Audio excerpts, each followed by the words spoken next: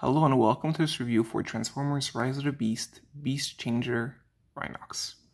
So he's out now in Canada and the States and lots of places around the world. This was the release date was April 10th. I'll just get the box out of the way, show you what it was initially. And yeah, it's open box, tied by here. And yes, it can easily be removed. However, who would want to, steal this toy? We'll see. Okay, so I want to start by comparison because, it's an easy transformation. And people are really curious because they're a bit puzzled as to what this class is. You'll see it's in between Scout and Deluxe depending on, the mode you have it in. So right now I have it in Alt mode, of course. And here is an old school Scout class, which is I'd say gold standard. Especially whenever someone talks about like the old school Scout class, they're referring to this. This is from Energy Online. So, yes, how big he is. In alt mode. Just get this guy like for now. There is a bit of articulation in this mode, at least. So the back feet are on a hinge. They go all the way back for all the way front for articulation, but that's not what you want to do. And there is actually quite a bit of articulation at we'll call the shoulder of the rhinoceros due to the ball joint. And yeah, under it you see Rhinox. It's a very, very simple toy. Not much to write home about. But the detailing is actually good. You do see how there are some organic elements to it, like the texture of the skin. But there's also, the metallic elements that you see that are highlighted in silver paint. So here's, and yeah, there's no jaw to move it up or down. And he does have a butt. Okay, we'll get straight to conversion because then you'll be able to see how he scales in his robot mode. So first thing that at least I do is the whole leg part, right? So you undo that and it clips here. It's clipped on by this peg and hole. We're gonna bring the rhino feet down. Now, even though it's for kids, the part that puzzles me is how tight this part is when you have to transform it. The force you have to do, and you'll hear a snap, it's more than any of my kids could do. Because this is for, we'll say, 5, 6 to 7-year-old crowd. And here you go. It's fun that he does have ball joints, which is very reminiscent of the Beast Wars era. So, you have a toy that's a very tiny class that actually has, wrist roll, which is fun. There is no hand here, as you'll see. Instead, it's just a weapon. The last thing you gotta do is you gotta bring down the rhinoceros head. And these pegs are going to fit in holes at the base of his, close to his shoulders. Right? That's it. You'll hear a click.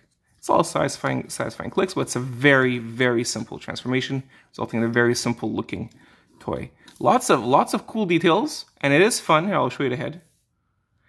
It is fun that we have a movie toy that looks a lot like how he looks like classically.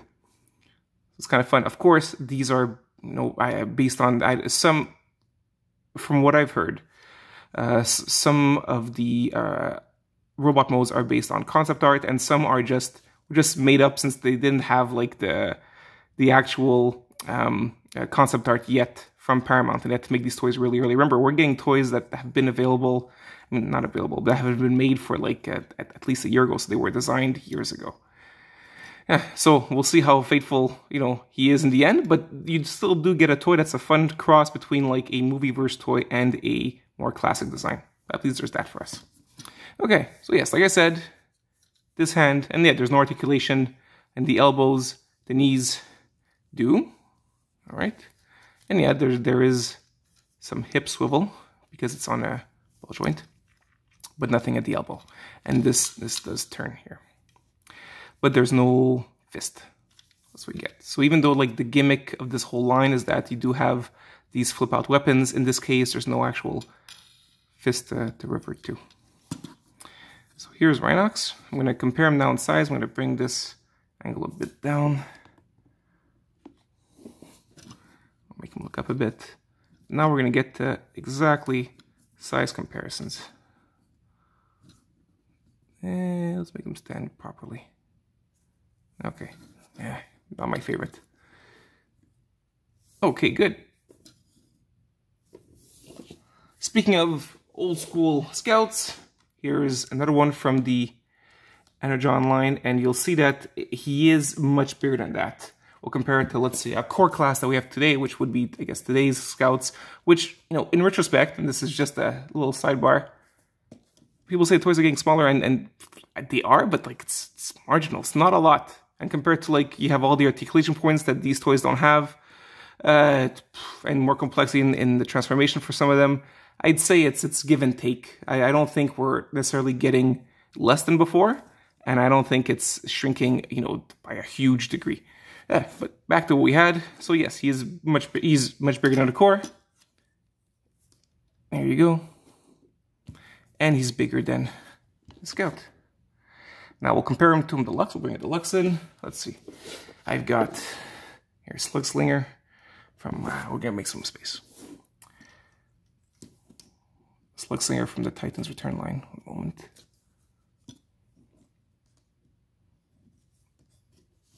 And yeah, he is much smaller than that. So he's in between. If people are wondering what the size is, it's not an obvious size to say, but this is him.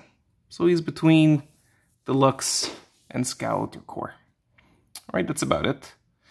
So I hope you enjoyed this review, and there'll be more soon. Alright, take care guys, all the best.